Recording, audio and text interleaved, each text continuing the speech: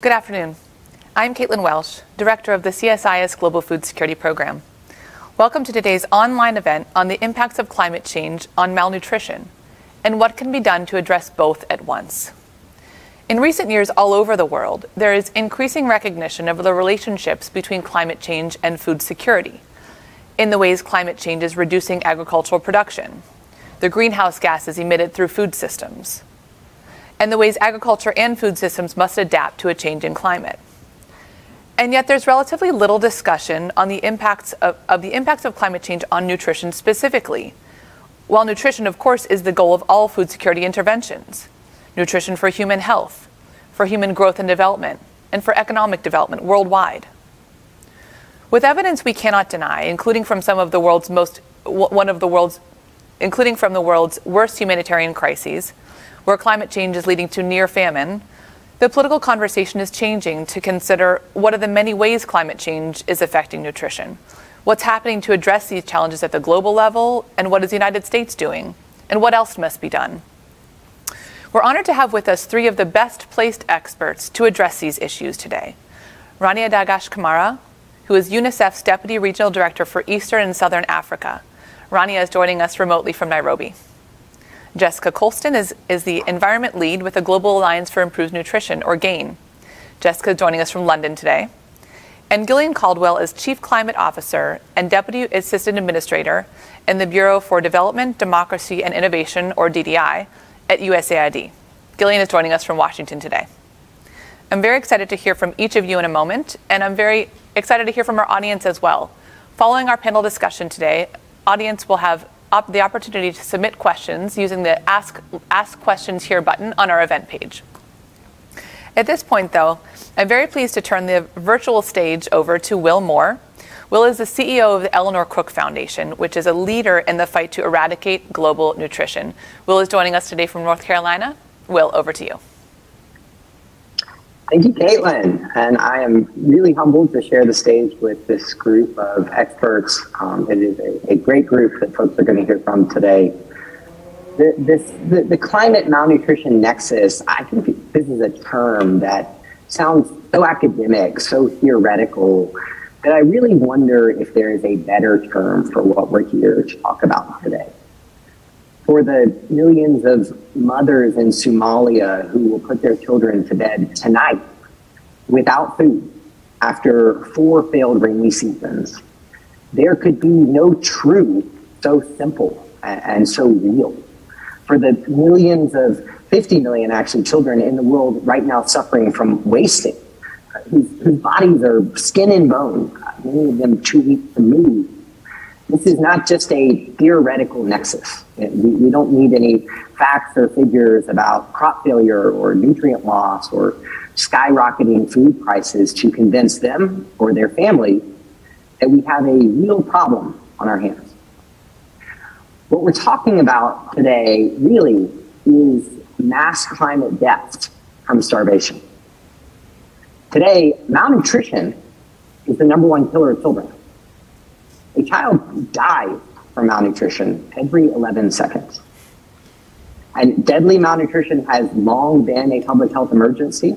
But if we do not act, climate change will cause death from starvation on a scale that no living human today has ever witnessed. And children who survive this starvation will suffer permanent consequences to their physical and their mental development. Increasingly, malnutrition is the way that climate change manifests itself in the living bodies of the poorest women and children on Earth. And of course, these are the people who have contributed the very least to humanity's climate footprint, but we'll let them be the first to pay the bill. For these people, it is too late for climate mitigation. Climate change is already here. And without much more adaptation funding from the rich nations whose distant actions have caused these droughts, these floods, these biblical torments, these people are utterly doomed. They do not have other options. So we have a responsibility to address this. History will judge us on whether we address this, or whether we continue to allow millions to starve. Deploying the tools that we have to prevent and treat deadly malnutrition should be in the first paragraph of any smart and equitable climate plan. By scaling up these tools, we can at least alleviate the worst and the most immediate impacts of a climate-turned hunger crisis. On the health system front, we've long known what is most needed to help children survive and recover from deadly malnutrition, especially in these contexts stricken by climate disasters. The Power 4 interventions, in particular, prenatal vitamins, breastfeeding support, vitamin A supplementation, and treatment of severe malnutrition with ready-to-use therapeutic foods. In most of the hardest hit contexts, these are the most cost-effective and life-saving malnutrition programs that we must scale. On the food systems front, we need to invest more in nutritious food value chains. Because right now, for most of the world's poor, a nutritious diet is completely out of reach. Climate change is bleaching the nutrients from our staple crops, which will make deadly malnutrition all the worse. This is why the Eleanor Crook Foundation supports the Nutritious Food Financing Facility, which supports small and mid-sized companies in sub-Saharan Africa to scale up the production of locally produced, nutritious, safe, and climate-resilient foods. But this is just one small effort. We need to think bigger, and we need to be able to get a lot more specific in terms of what we mean by climate-smart, nutritious food systems. The problem's clear. Our food systems are failing and people are dying. But what are the specific food system solutions? What are the specific interventions? Where are they needed? What will it cost? And what will that investment achieve? Until we can answer those questions clearly and consistently, it's hard to expect the global community to pay attention or make any major investments. So the message I want to leave you all with today is this. The conceptual links between climate change and malnutrition are clear and obvious. What we need to do now is agree on and fund the most cost-effective solutions. On the health side, system side, we have to work with the climate community to scale up the Power 4 and save the lives of millions of children suffering from malnutrition and climate shocks. And my challenge to the nutritious food community is to get beyond the rhetoric and to develop clear, costed, investable plans. Perhaps even a priority package of interventions that would work across contexts. Something that donors and governments could really invest in today, and they would make a marked difference. What is the food system's version of the Power 4? Getting to this level of specificity with food systems will be difficult, but I don't see how we move forward without it. I don't think we've gotten there yet, but I hope this conversation will be a step in that direction. So thanks again to Caitlin and her team for bringing us together. And with that, Caitlin, back over to you. Will, thank you so much for your remarks. We will absolutely draw on these themes in the conversations we're about to have. And I want to thank Eleanor Crook Foundation as well for your leadership on these issues. At this point, I'm very pleased to turn to Rania Dagash-Kamara, who is Deputy Regional Director for Eastern and Southern Africa with UNICEF. Rania is based in Nairobi, and she returned just a matter of hours ago, maybe even an hour ago, from a trip to South Sudan with UNICEF.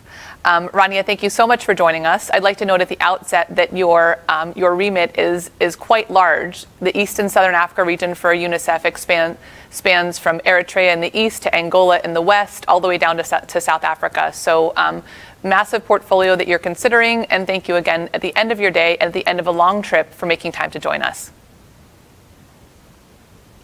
Thank you very much, Caitlin, and it's an absolute pleasure to be with you. Thank you for the opportunity. Thank you. I'm very happy to share the stage with all the panelists. I'd like to talk to you about the trip that you just returned from to South Sudan. What can you tell us? You know, Gillian, I started my career in South Sudan about 22 years ago. And at that time, we would see floods happen seasonally. And then 2-3 months they subside and life continues. Mm-hmm. They deposit some silt, it's better for agriculture, and we move on. What I saw in Bentiu yesterday was a city besieged basically by floodwaters. This is 3 years of floodwaters that have not subsided. So what's happening is 250,000 people are totally besieged by water. Dikes are the only thing that maintain them. My son's excited to see me return. Thank you. I imagine he's quite excited after your long trip. You're trying to negotiate time. Yes, you can. I'll do the meeting upstairs later. So let me start and I'll join you, okay? Thank you. So, sorry about the interruption. So basically you have an entire area besieged by water, sand dikes, and water teetering on the sand dikes, and we're seeing them actually rising. And it could break into 240,000 people, the bulk of which are children, actually. They're mostly IDPs. I've never seen anything like this, Caitlin, because the black cotton soil doesn't absorb water. The subsidiary to the Nile is no longer sending the flood waters out to the Nile. And we are besieged. And that means infectious diseases, it means they can't plant, harvests have been submerged, houses are submerged, trees are dying. 3 years underwater, that is from 7 to 3 meters deep. I've honestly not seen anything like this before. And on climate change, the last time they saw this, they said, was about 60 years ago, and it lasted 1 year and subsided. Wow. 3 years we're counting at this point. Yeah, we've seen pictures and they're astounding. I'd like to talk to you about the impacts of climate change on nutrition, not just in South Sudan, but in other countries in your region. But also I'm curious about impacts of climate change on UNICEF's operations, because I imagine it's very difficult to operate in environments like the ones you're describing. Planes, I imagine they have to change their landing areas. Trucks can't traverse roads. What are the other impacts? How do you operate in such environments? I think it's increasingly difficult. You're spot on. We oscillate between seeing a lot more aggressive floods and a lot more aggressive droughts. And the needs remain the same. It is water and sanitation fundamentally, it's nutrition. It is, and to augment nutrition, you need to have water and sanitation, you need to have health services in place, and as we always do, education and protection for children. But what we are definitely seeing is difficulty in accessing, sometimes because of conflict, sometimes like in South Sudan, because it is simply not accessible by road. And so we do barges on the river, and when conflict interrupts, then we have to airlift, which costs about 300% more what it would for us to go by road. So logistically, it's a lot more difficult, but the content remains the same because our commitment to children is across all these sectors. It's just a lot more expensive and a lot closer that we are having to respond with massive needs compared to what we used to do before. In Somalia, I think, and the Horn of Africa at large, we are seeing one of the worst droughts in 40 years. 4 and now almost 5 failed rainy seasons are teetering on famine. In 2011, when we did have a famine, it was only 2 failed rainy seasons. So just to share the depth of what children, mothers, and communities are going through, I really must say that the last time I was in Somalia, I saw mothers and grandmothers with children trek for anything from 120 to 180 kilometers a day. These trips to get them to assistance. They lose children on the way, they lose children on arrival because they're malnourished. And once they're malnourished, they're vulnerable to diseases like measles and cholera. And we struggle to keep up with the pace of the frequency of the crises. Yeah, thank you for sharing that. You've already given us some examples of the ways that climate change is affecting nutrition in the countries that you cover. So flooding in South Sudan, for example, increases the incidence of diseases that contribute to malnutrition. Droughts, you have livelihood loss, including loss of livestock, for example. What are some other examples that you've seen?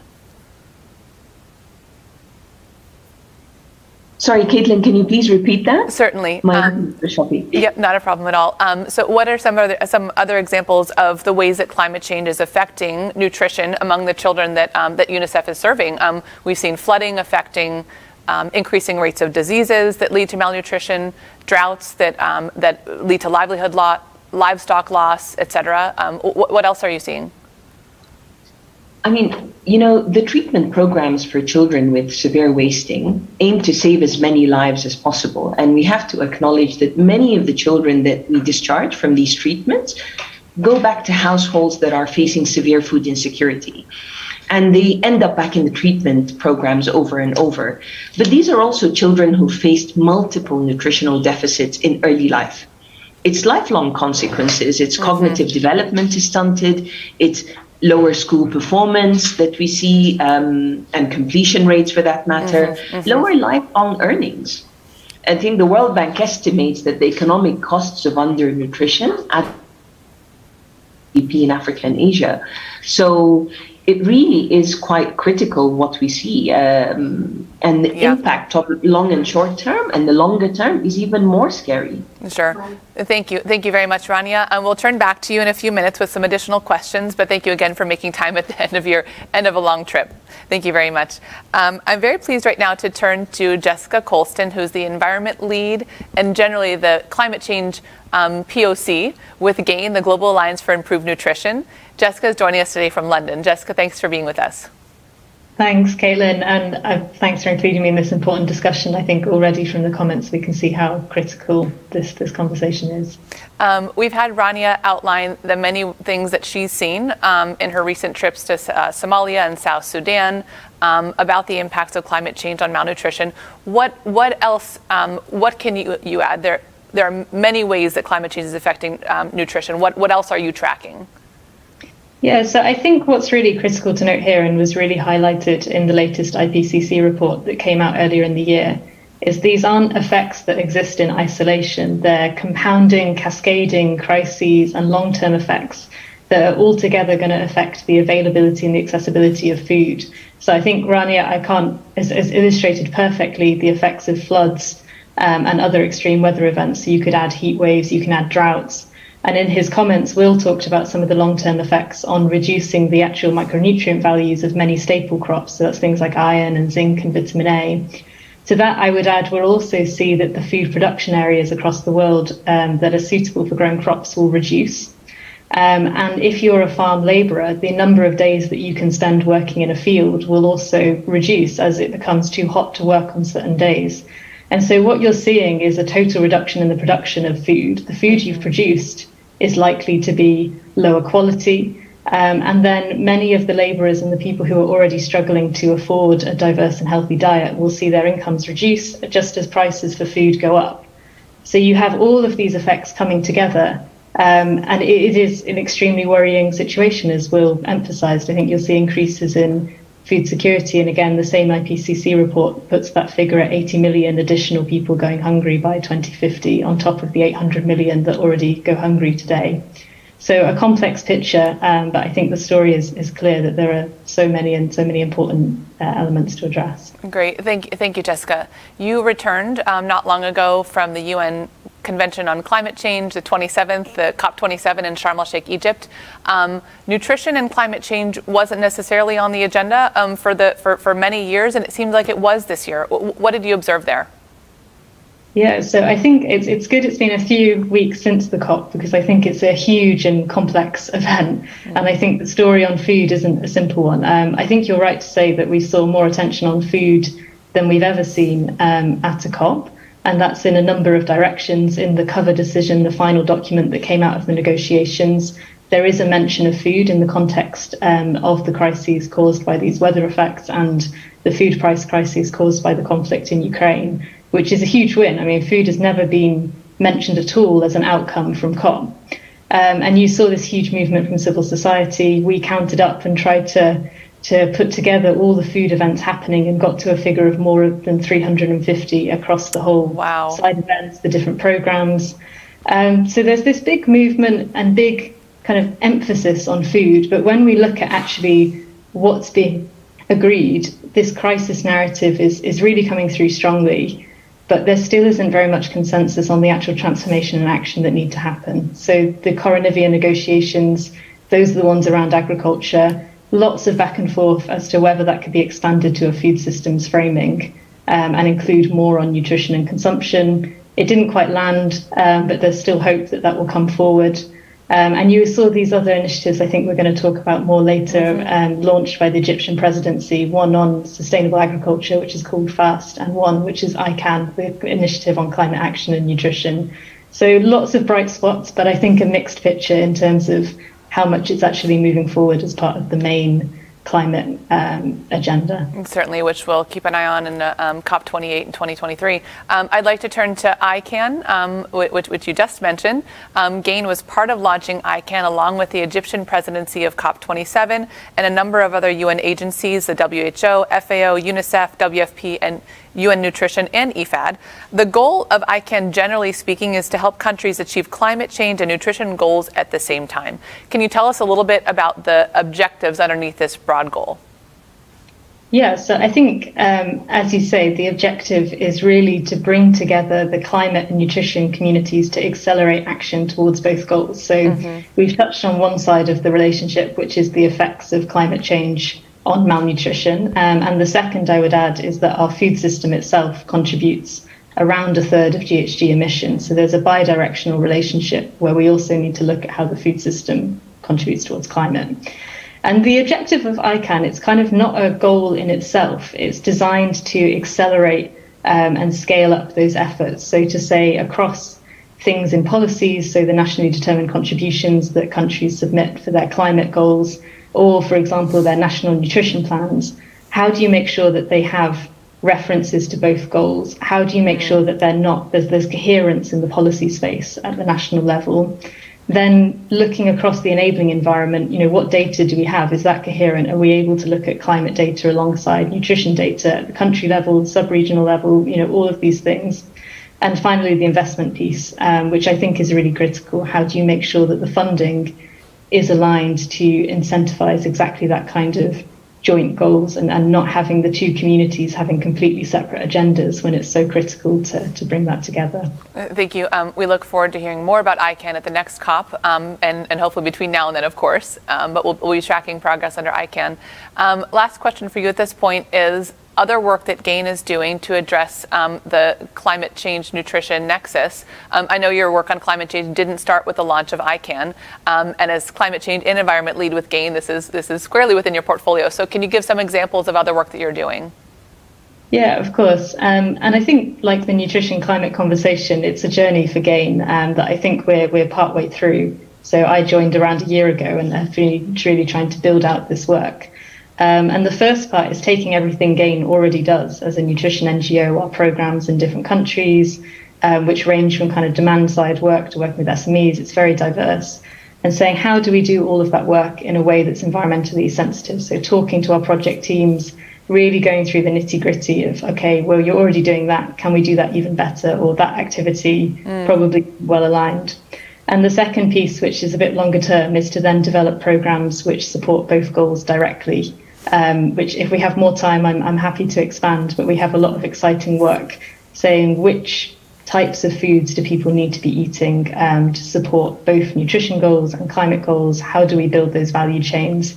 And how do we think about this looking into the future? It's a pathway, over 5-10 years, how will people's consumption patterns change? And how are we supporting that towards both environmental goals and nutrition goals? Great. Thank you very much, Jessica. If we do have time, then I will turn to you for some examples of some such activities. So thank you again, and thank you to GAIN for your true leadership on these issues. At this point, I'm very pleased to turn to Gillian Caldwell, who is the Chief Climate Officer and Deputy Assistant Administrator in DDI at USAID. Gillian, thanks so much for making time to be with us today. I know that USAID is doing a considerable amount of work on these issues that Rania and Jessica both introduced, and of course we look forward to hearing from you on these issues.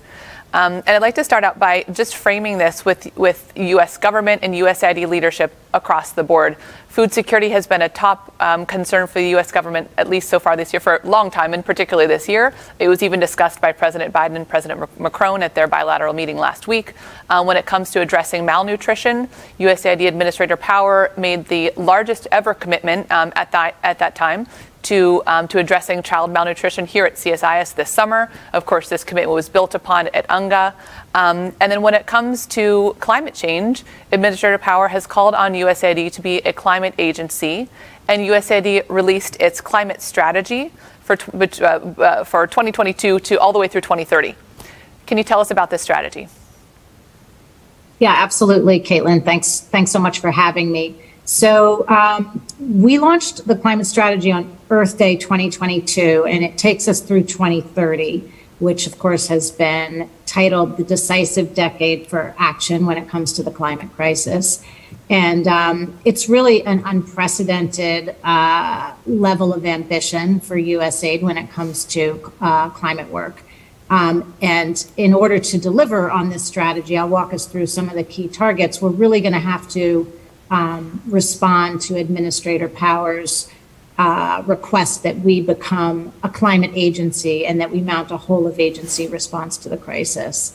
And the reason she's saying that is because, of course, climate is imperiling all of the development gains we've made, and addressing it appropriately, first of all, has to be central to how you think about any development strategy. And second of all, there are opportunities, especially in the transition to, an economy entirely powered by renewable energy, that could lead to development gains in the countries where we're working if we keep equity front and center in terms of the strategy.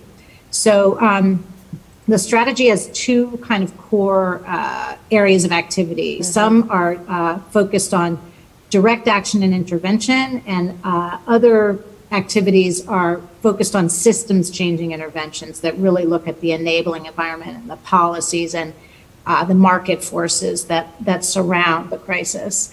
And overarchingly combining that direct action and those systems changing interventions, we have goals across mitigation, adaptation, finance, and equity.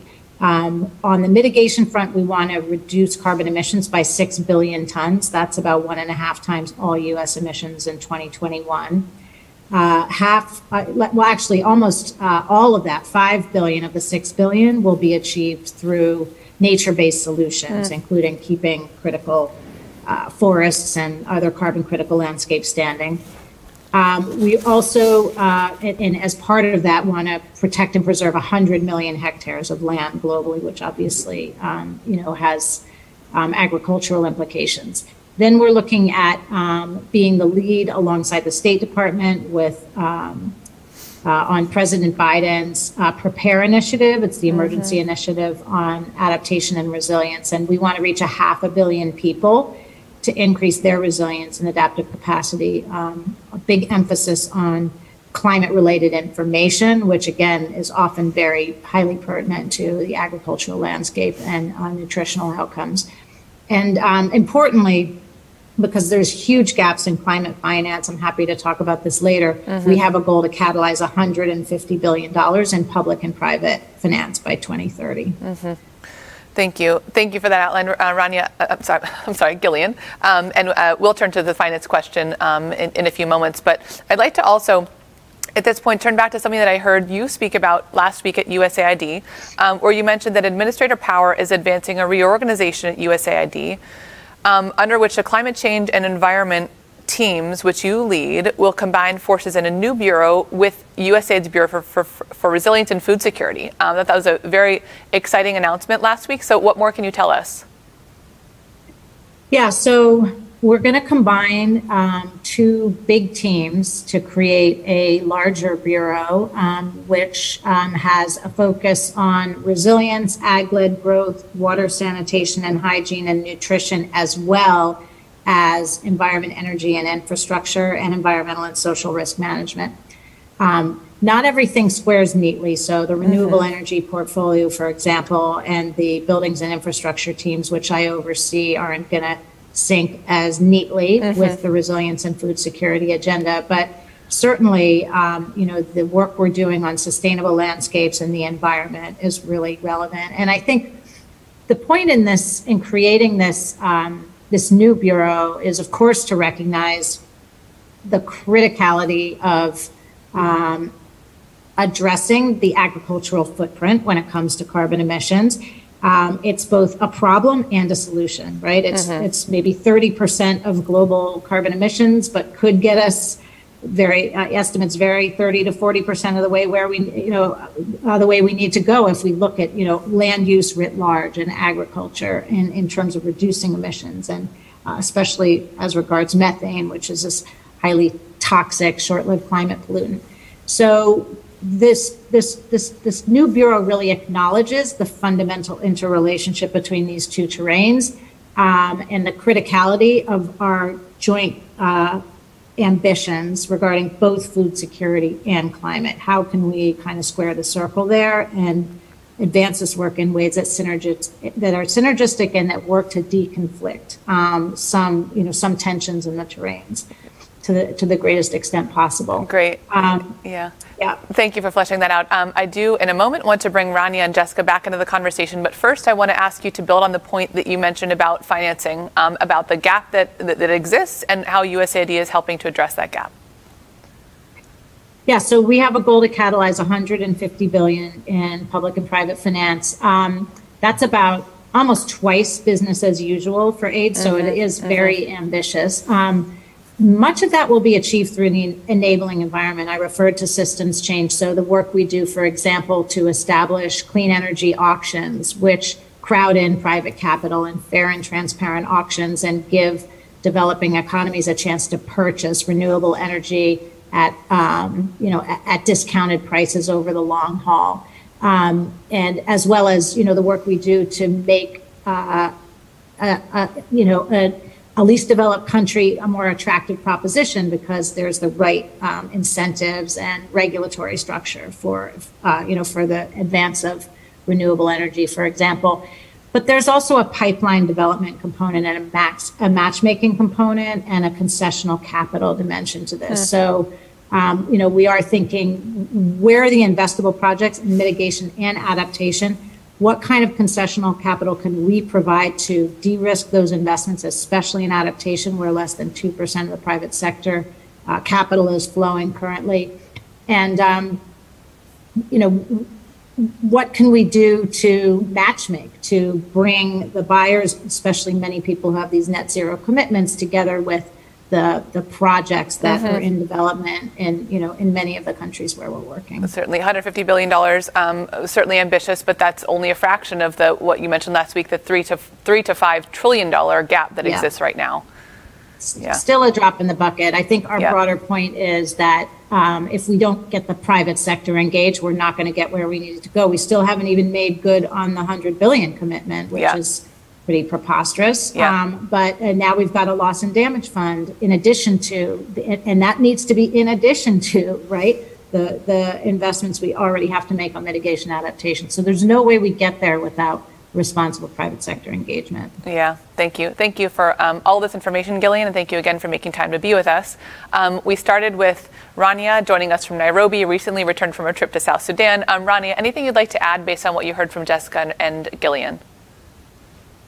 Thanks a lot, Caitlin. Actually, it's really been reassuring to hear their thoughts, and Gillian, especially the establishment of this bureau. It parallels exactly our thinking. I think we're all on the same page, and we're all trying to move in the direction of having climate resilience as a central part of all the sectors that we support. But I mean, food security, nutrition being critical. Water and sanitation for us has actually been the trailblazer in this. In Bentiu now, I saw the flood resilient boreholes that we have to do that are much higher, so that there's no contamination of water no matter how high the flood waters go. And in Somalia and southern Ethiopia, we're doing, we're assessing sustainable water aquifers that we can drill that can then secure populations from future shocks that happen in drought-prone areas like this. So it is all, the word in English escapes me, converging? Yes. I think all our thought processes and how we're trying to build resilient responses are fundamental to how we want to move forward in our support to children across all sectors. And for us, as you said, our region is so wide, but it goes from the recurring floods in the east to droughts even south, Madagascar and Angola affected, cyclone that we're seeing in Mozambique and surrounding countries. So it really is a very blessed region in that way. And we are delighted to know that our partners are moving with us in the same direction of travel. So yeah, good. Thank you, Rania. Jessica, anything you'd like to say? I think really just to echo what Rania was saying, I mean, I think it's really positive to hear about both the climate strategy from USAID and also, as you said, the operational side. How do you bring those teams and those conversations together? And it's interesting to hear from an organization that's so big. GAIN is reasonably small and is primarily nutrition focused. And then the challenge for a smaller organization is how you create those interconnections and you build those new skill sets and partnerships. But obviously we don't have a team to go and kind of merge with. So we've been looking to develop partnerships with other environmental NGOs like WWF to be able to kind of respond to that challenge and to help deliver those kind of projects that would be combining all of these different elements. And I think, again, to Rania's point, when you think about the people who actually experience climate change on the ground, it's one problem that's affecting so many parts of their lives. It doesn't help to have 6 different organizations turn up and try and solve it. It needs to be an integrated intervention to actually reach the people who need that the most. Yeah, thank you, Jessica. Gillian, one quick question for you, building on what we heard from Rania and Jessica and you earlier. Can you give us a few examples of the work that USAID is doing now that I imagine USAID will be expanding upon, given this new consolidation into a new bureau? Examples of activities that are addressing these both challenges at once, climate change and nutrition and malnutrition. Yeah, I mean, our primary work in this terrain is the Feed the Future work, which is, very focused on agricultural challenges, increasing the climate resilience of crops. We have innovation labs that are focused on, especially addressing drought resilience, focused on trying to increase the yield of productive land, because that, of course, will reduce carbon emissions, reducing fertilizer inefficiency. Fertilizer, of course, producing fertilizer is, requires a lot of fossil fuels. We're seeing major fertilizer shortages in the context of Russia's unprovoked invasion on Ukraine. So increasing fertilizer efficiency kind of responds to that challenge, as well as to the carbon emissions. Food loss and waste, we have these market systems partnerships and waste partnerships facilities, in businesses, in countries around the world where we're collaborating with businesses to increase the uptake and scaling of technologies to reduce food loss and waste. We have a large-scale food fortification program to really kind of reinforce the nutritional value in diets. We have 14 nutrition priority countries, where we're really focusing our work. I mean, interestingly, even our Bureau for Humanitarian Affairs, which, you don't necessarily think of always in the context of food security, is really focused on trying to address, the issues of undernutrition and malnutrition, and especially our own footprint, right? So what can we do to improve the sustainability and reduce the carbon footprint of this very complex humanitarian food supply chain, and the sustainability of packaging. Part of our climate strategy also includes, our own goals to reduce carbon emissions. And then, to a point that I think was already made, maybe by you, the need to better coordinate across the development, humanitarian, and peace-building terrains to avoid redundancies, to streamline interventions, and to really acknowledge the interrelationship between all these terrains. I mean, our humanitarian affairs teams knows that for every dollar they spend they save $4 to $7 down the line in, climate preparedness and resilience. So there's so many important connections we need to build on in order to tackle a crisis of this scale. Yeah, thank you for all those great examples, Gillian. I'd like to turn now to ask a question from our audience, from someone who's live in our studio audience here at CSIS. This is a question for Rania and Jessica. How can the health, nutrition, and climate sectors better integrate their services and outreach to vulnerable populations who are often in fragile and conflict-affected settings to ensure that they provide nutritious food and health services to those affected by climate change? So not a simple question. I'm sure the answer is not simple either. Rania, do you mind taking a stab at that first?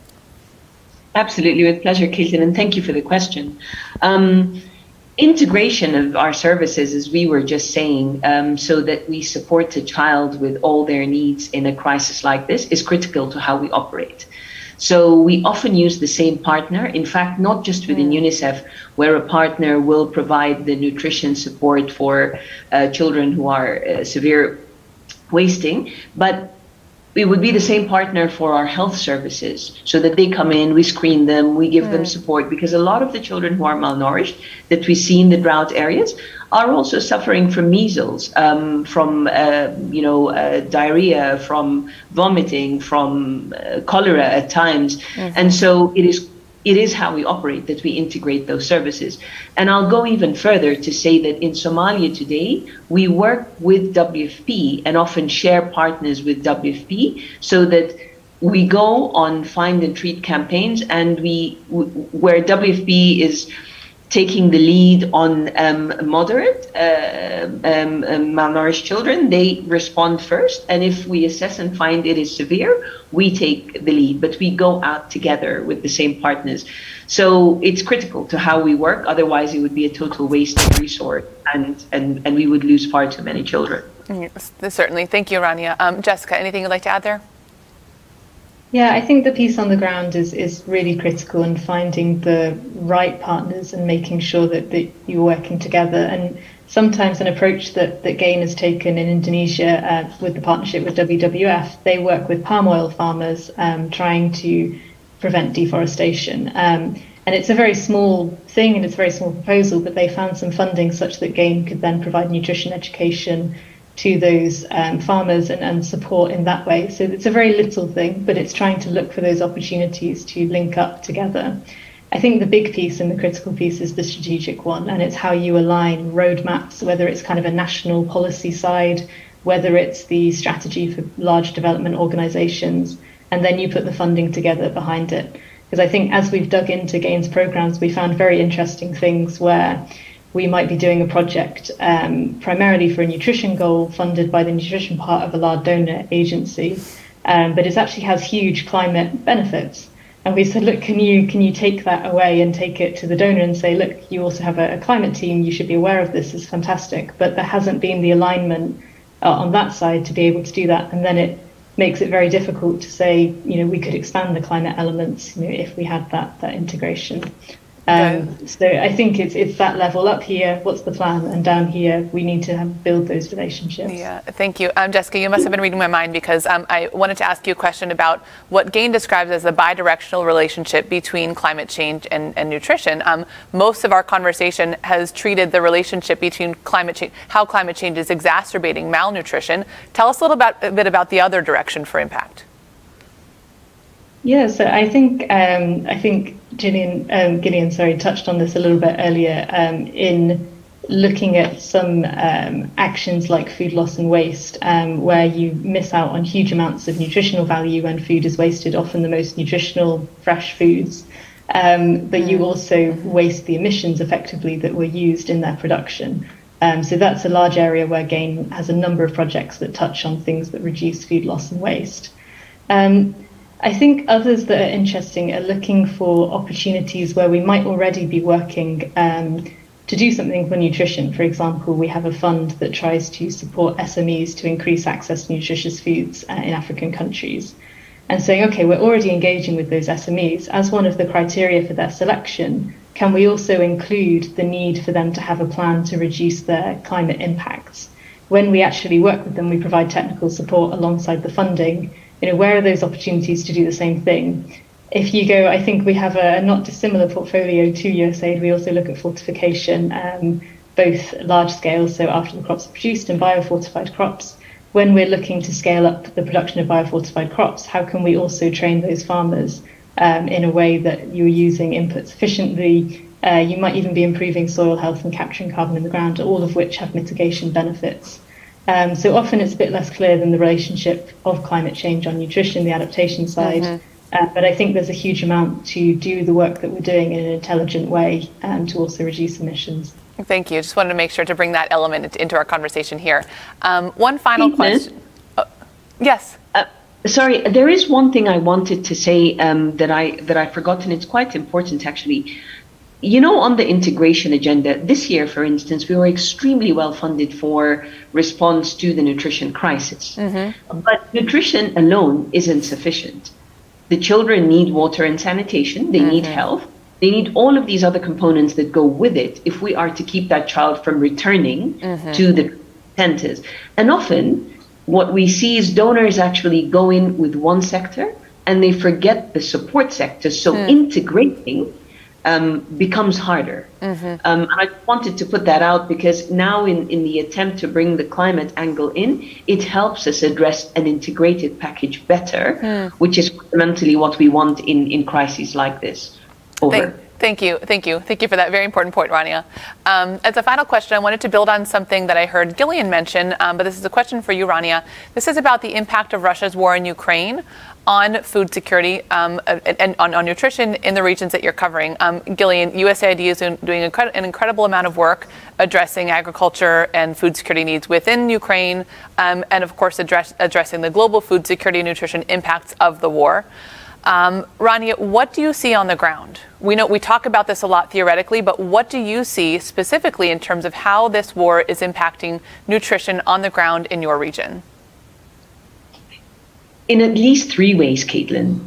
What the war did in February is it also took away a lot of the visibility that we would have gotten to respond to the crises across East Africa. It took away resources. It was a very well-funded response, but that took away from resources that would have also come towards drought that we are seeing. And then fundamentally, it spiked world food prices for an all-time high, which makes nutritious food unaffordable for the poorest families in countries like Somalia, which imports 90% of its wheat from Ukraine or Russia. And so it really was a massive hit to the response, and it led to a much delayed response for us. By the time the world turned its attention to the drought crisis, it was July. And by then, we had already seen a lot of suffering. More than 7 million children under 5 were wasted across the 3 countries. Yeah, certainly. And as we've heard all panelists talk about, the impacts of that will be experienced for lifetimes and potentially generations. Absolutely. Yeah. I think what we've done in response is we've stepped up food, cash and nutrition responses, and that has certainly towed us away, at least at the moment, from a famine declaration in Somalia. But we are far from the response and where it should be. It is still dangerously close to disastrous. Yeah, thank you very much, Rania. It's the perfect place to end this conversation, but a conversation that we do hope to continue with each of you.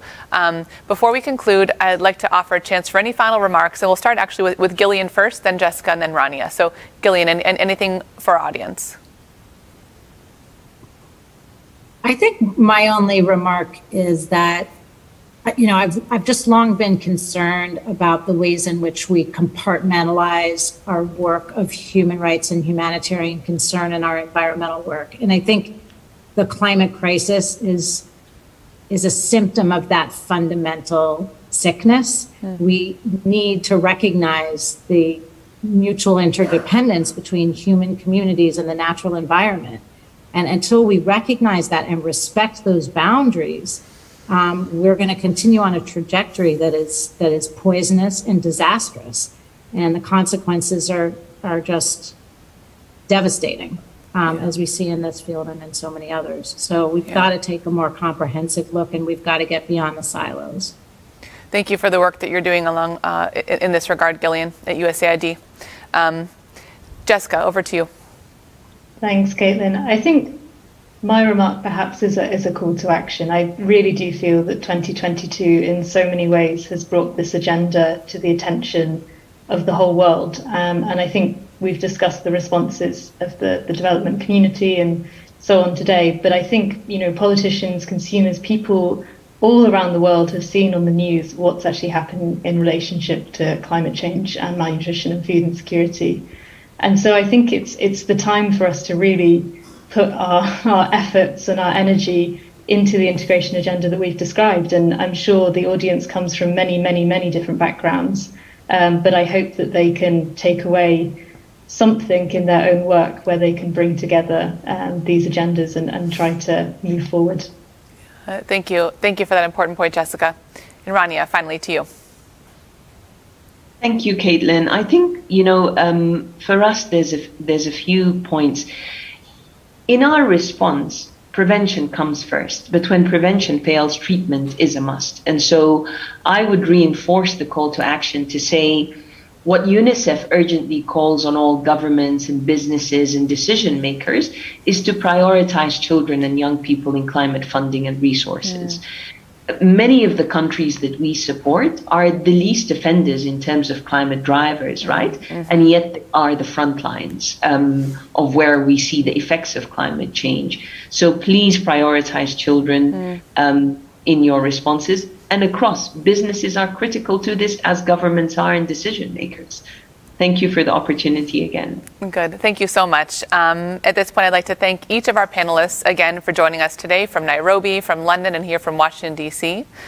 I'd like to thank the Eleanor Crook Foundation for partnering with us in today's event, and for Will Moore from joining us today from North Carolina. I'd like to thank the CSIS Global Food Security and External Relations teams for streaming and broadcasting, and AV, who set the standard for event production. And I'd like to thank you, our audience, for joining us in person online for this very important and timely conversation. Thank you again. This concludes today's event. Please follow us on Twitter at CSIS Food. Thanks to each of you.